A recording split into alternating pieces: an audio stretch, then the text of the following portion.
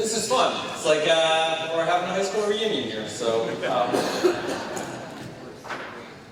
there could be so many people standing up here, but it is my great honor to introduce Karen Phillips this evening. I've worked with Karen since 2009, and in the search to find things in which she is not excellent, we have finally found her answer. Retirement.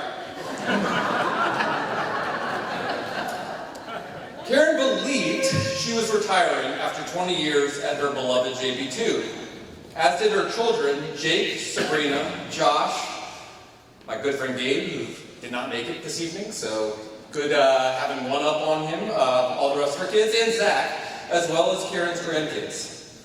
When they made plans to be here to celebrate not having to share their popo with JP2, her JP2 family had other plans. The school to which Karen has given so much surprised the retiring Karen by saying, "Not today." I'm here tonight to announce another surprise to Karen, and this is news to her as well. Last night the Board of Trust met, but after that meeting there was a late night meeting to rewrite the bylaws of the school. And so like a Supreme Court appointment, Karen, your role as head of school is now a lifetime appointment.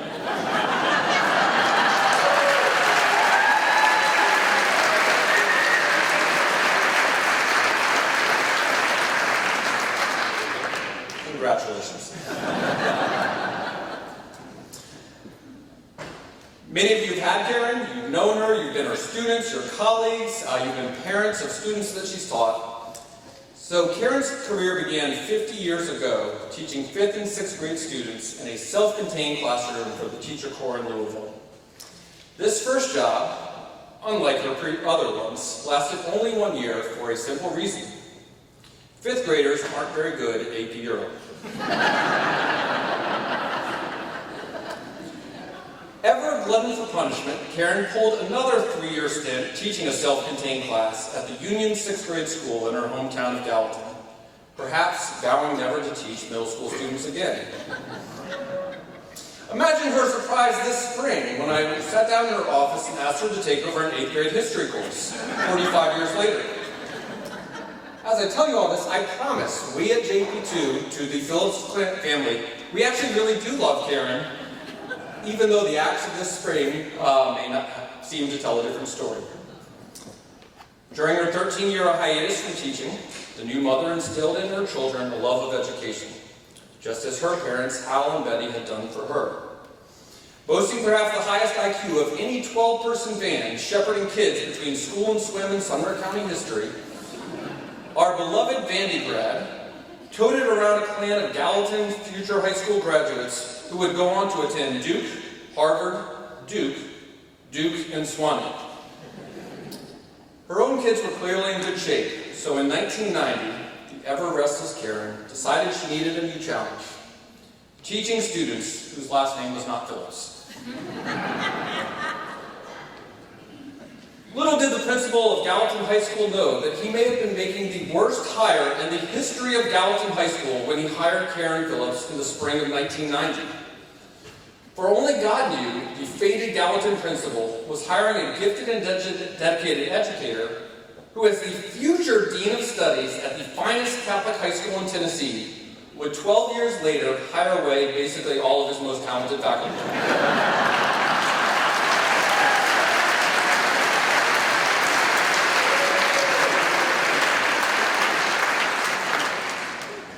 But before the great Gallatin heist of 2001,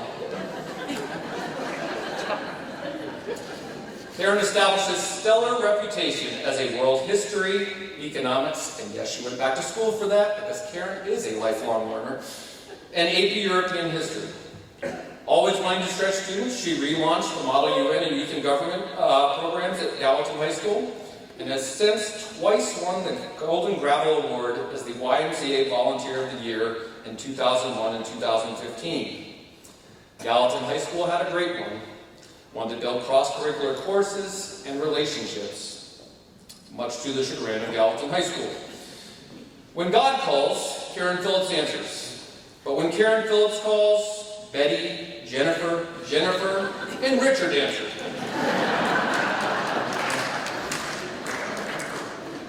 So Gallatin High School was doomed when Karen was asked in 2000 to serve on the education committee for a new Catholic high school.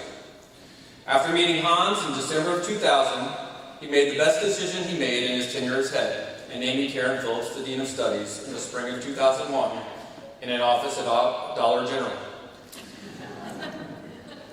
For a year and a half, Karen gathered her brain trust in a trailer at 117 Caldwell.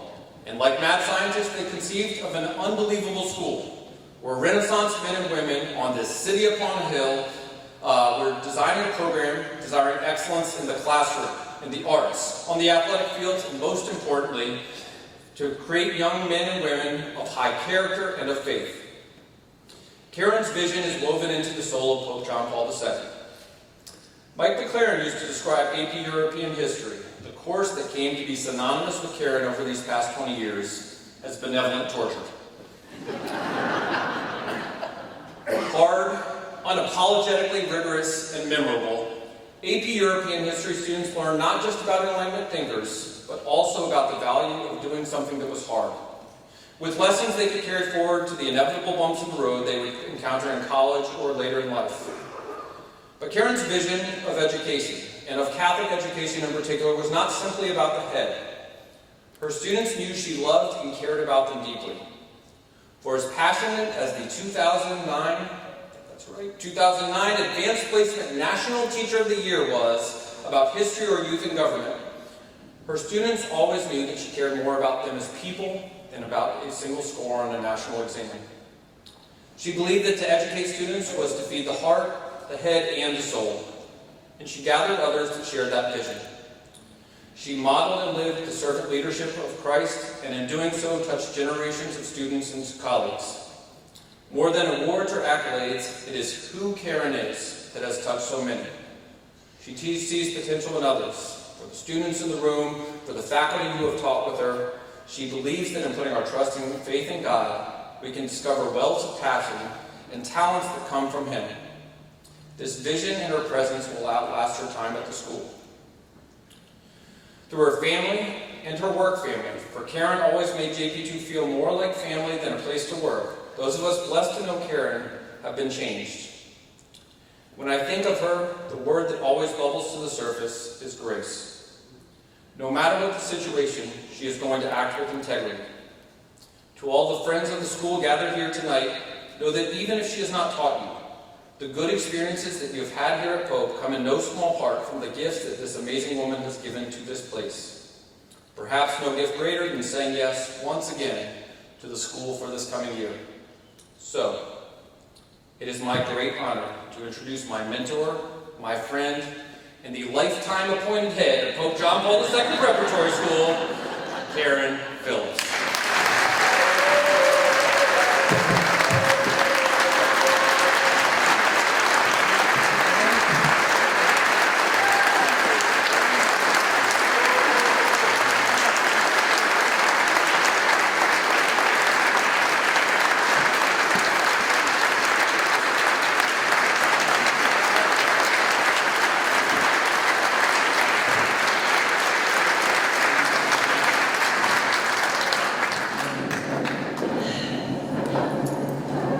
Thank you, Andrew. I don't know how I can possibly compete with that, but it's almost like we collaborated in putting together what we wanted to say tonight. So I hope that this doesn't sound too repetitive.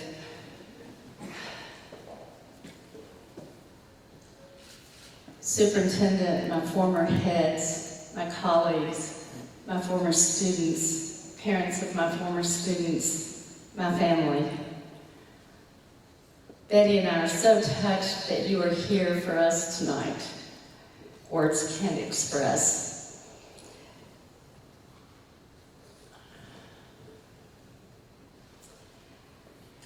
I regret, Betty, that I will not be joining you as often as I had planned in lunches and dinners. But that said, I'm so very grateful to this community and to God for providing me the opportunity I could not have imagined.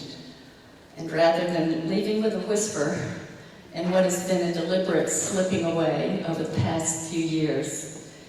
I have the opportunity to invest my full energy, my greatest faculties and talents in the Pope community for another year.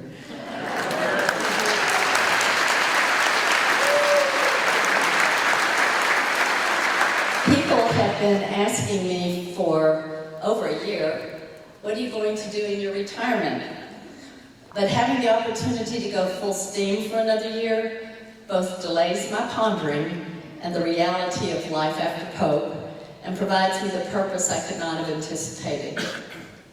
What I've learned over time, and particularly from the example set by my father, Hal Hooper, is that, as Andrew's saying yes brings rich blessings beyond what can be appreciated at the time of saying it. So Andrew's kind of giving you my bio, and I'm going to recount some of that from my point of view. I stumbled into the profession of teaching 50 years ago when, as an undergrad at Vanderbilt, pursuing one of those 1970s experimental interdepartmental majors, I realized that even knowledge of history, psychology, and sociology had failed to direct me into a way to utilize my education. So prudently, before my senior year in college, I decided to obtain my teaching certificate and use my history major as a subject matter for my teaching courses. I completed my student teaching practicum at the then Peabody Demonstration School, now University School of Nashville, where I was teaching high school students much brighter than I was, and tutored by a master teacher, Heber Rogers, who was already a legend at that school. Despite the fact that my performance had been underwhelming, I briefly decided to look for a teaching job in high school before proceeding instead to the Teacher Corps program at the University of Louisville. Teacher Corps was one of those Johnson-era Great Society programs such as Vista, Peace Corps, and the like. But this one, the forerunner of today's Teach for America, placed graduates of white-collar schools like Vanderbilt with young students in the inner city. I shall not go into detail about the challenge of a 21-year-old trying to write curriculum in math, science, social studies, and language arts, teaching full-time in a self-contained middle school classroom, and also being a full-time graduate student. But it was painful, and I regret to say that I wasn't tough enough to continue the second year. I would return later to Louisville to finish my master's degree. And after that rocky start, you might be wondering why I decided to take a position a year later in a 6th grade self-contained classroom in Gallatin. I think beside the need to simply get a job and be gainfully employed, it was the part of the job that allowed building relationships with young students and offered the chance to redirect their growth that I had remembered as rewarding, even if I didn't feel that I was contributing significantly to their academic growth. After 3 years of teaching 6th grade at Union 6th grade elementary school in Gallatin, that's the way we did it back then, all students in the town in the same school, I left the classroom to stay home for 13 years and guide our 5 fledgling children through their early childhood development and along their paths to becoming self-sufficient and independent in their educational tasks while driving most afternoons to soccer fields, the pool, dance studios, and the like to help them discover their passions and talents. Those were special years for me, in a time where many mothers could afford to be stay-at-home moms because their husbands carried the burden of being the family breadwinners. That was really an unquestioned decision that John and I made, and I still stand indebted to him for making it possible to have those years where my attentions could focus on family, undistracted by demands of a professional life. But soon enough, I came to the realization that our almost 13-year-old, Jake, would be going off to college in 5 years, followed by his string of siblings, and that with an age range of only 4.5 years separating 5 of them, we were going to be paying for multiple college educations concurrently. that was going to require more income to the family. And so I sought employment doing the only thing for which I had been trained, but where my skills, now 13 years dormant and never that strong before I put them aside, were called back into service. For several reasons, I decided to return to the high school level, where my former school principal was still leading and where my children would attend in the near future. Dan Herring gave me a chance to teach with the caveat that I, one, obtain an endorsement in economics, and two, rekindle the youth and government program that had lost its sponsor in recent years. I said yes to both of those tasks as I walked back into the classroom in August of 1990. And despite the fact that in my first month I found myself in tears talking to one of the assistant principals in the bus line after school, recounting how earlier in the day one of my senior economics students suffered an emotional outburst during which he threw a desk across the room, and I had barely enough skill and strength to talk him down and hold the class together. There were some challenging first days. Nonetheless, it wasn't very long afterward, and I can see the moment that I'm walking down the hall toward the teacher's lounge, and it just occurs to me that I loved the way I was spending my days. I enjoyed learning how to develop lessons that would engage students. I reveled in their enjoyment of working with the subject matter, but more than this, I loved getting to know them as individuals, having them surprise me with their astute observations, seeing the ways that their concern for others guided collaborative group endeavors in the classroom, seeing them outside the classroom where they revealed their talents by performing on the field, on stage, or in the debate hall. I love developing a new community of learners every year. These students were my amazing, talented, ambitious, gritty, cheerful, appreciative, challenging community.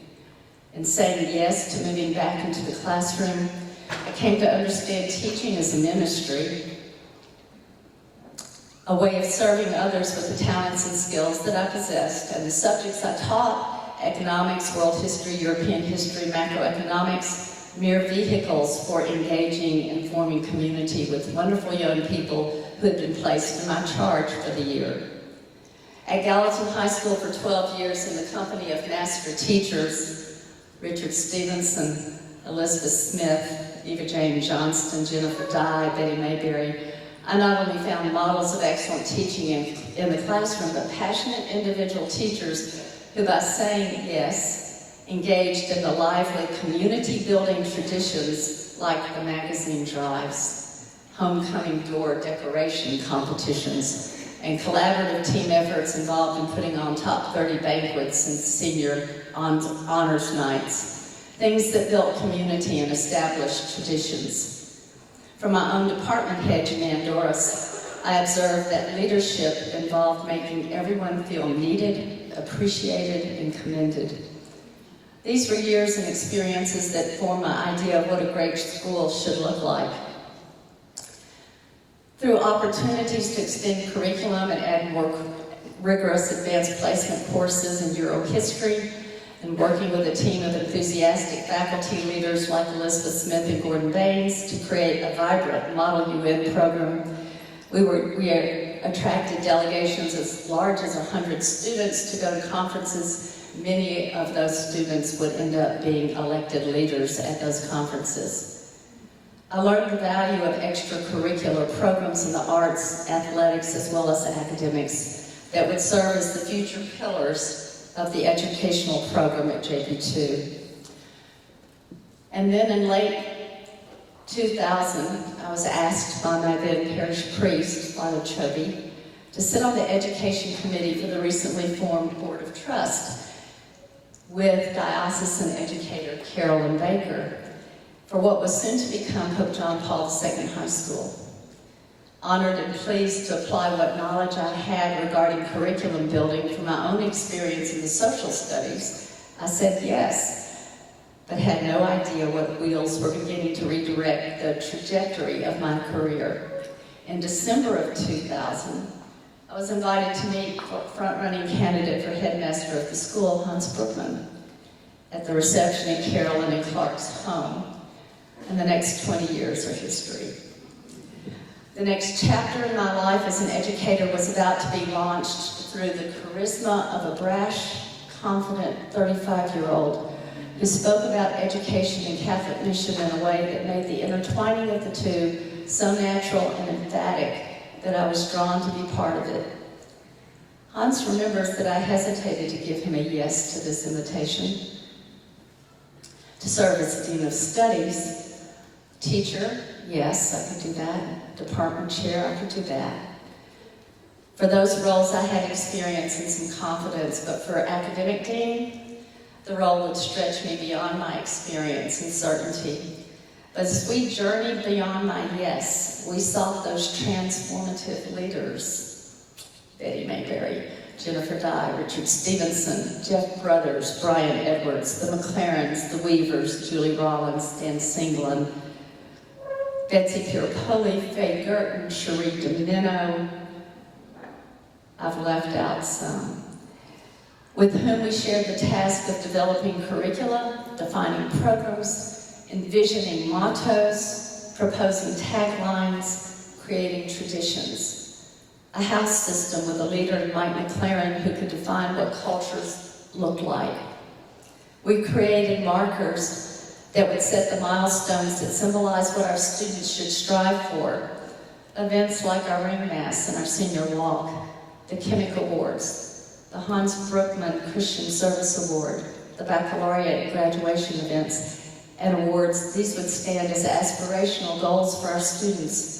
So in answering the call to step out of my comfort zone, I've experienced the unparalleled, once-in-a-lifetime opportunity to be involved in the formation of a great school.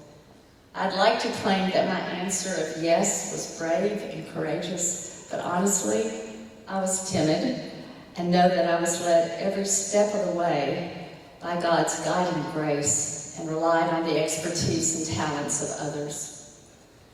At the root of my career's work, regardless of the varied capacities in which I have served the school these past 20 years, I am most grounded by the work accomplished in the classroom. One day at a time, one class at a time, 1 year at a time, as it allows me to experience roles of our faculty and appreciate how our administrative decisions affect the important work they do with students. I have been graced and in the several administrative roles I've held, my heads of school have allowed me to continue to teach. One of our administrators recently told me that he wants to get back in the classroom. I looked at him knowingly. The classroom is grounding. It is where we find the answer to the why of the school. It's where I found my greatest satisfactions and reward.